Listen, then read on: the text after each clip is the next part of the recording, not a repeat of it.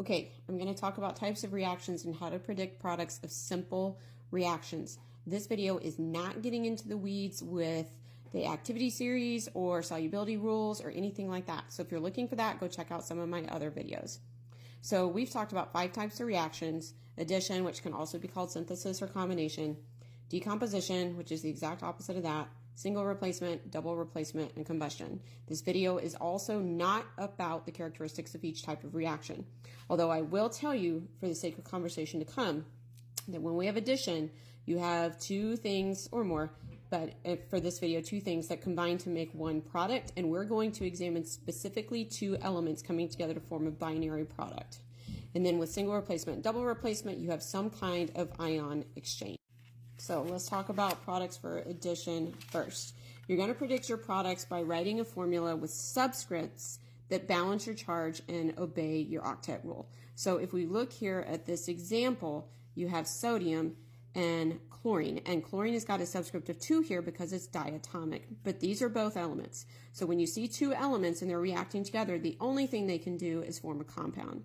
So sodium takes a +1 charge and chlorine takes a -1 charge. So the product here is going to be NaCl. So that makes an unbalanced equation, but that's okay, because here, remember, subscripts balance charge, coefficients balance atoms.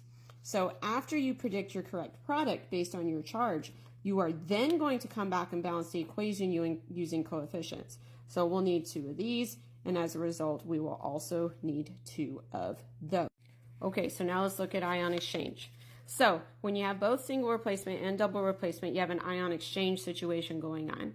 So you recognize the single replacement because you have an element and an ionic compound. So the element exchanges with a similar component in the compound. So in this case, zinc is a metal, and so it's going to trade places with the metal, which is copper. And so then you get this situation. You have copper that comes out by itself, and the zinc combines with the chloride. Now, the 2 here is to balance charge. It has nothing to do with the fact that that is a 2 there. That 2 is also to balance charge, but we'll come back to that in just a second. Here, we've got Cl2 and I2. Cl is a nonmetal, and so is I2, and so your Cl is going to change places with your I2. Again, your I2 here is to balance charge. Your Cl has a subscript of 2 here because it's one of the diatomic elements. So when you swap places here, you're going to end up with FeCl2,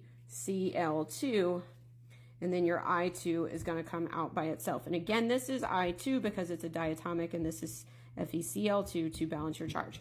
So then at this point, you need to check for charge balance and balance the equation as necessary. Now, often in single replacement, you don't need to do anything because frequently your charges of things that change places are the same. Not always. So if they're not the same, then you would need to balance it. Okay, so again with double replacement, we're going to keep it straightforward and simple. So you exchange similar components. So very much like we did up here, I always like to just think about trading the metal with a metal.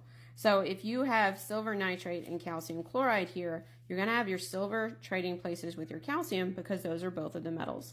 And then what I like to do first is write each component with its new partner with no subscripts, okay? Now remember, this, I know that's a subscript, but it doesn't really count as one because this is a polyatomic.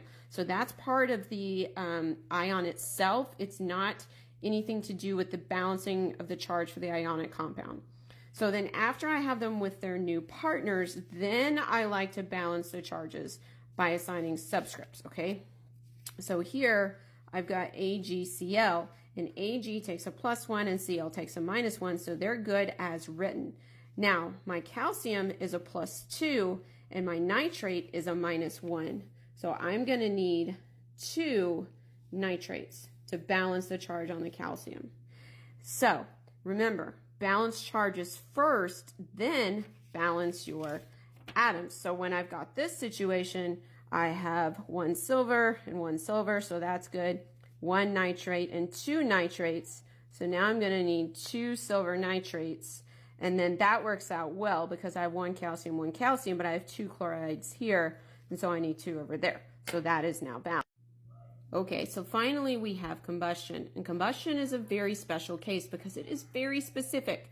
So with combustion, we typically see a hydrocarbon, which is some CH compound. Sometimes there's oxygen in there with it, but mostly hydrocarbons, and oxygen. Now, oxygen generally comes from the air. And then with complete combustion, which is all we're talking about here, that is always going to give you carbon dioxide and water. Okay?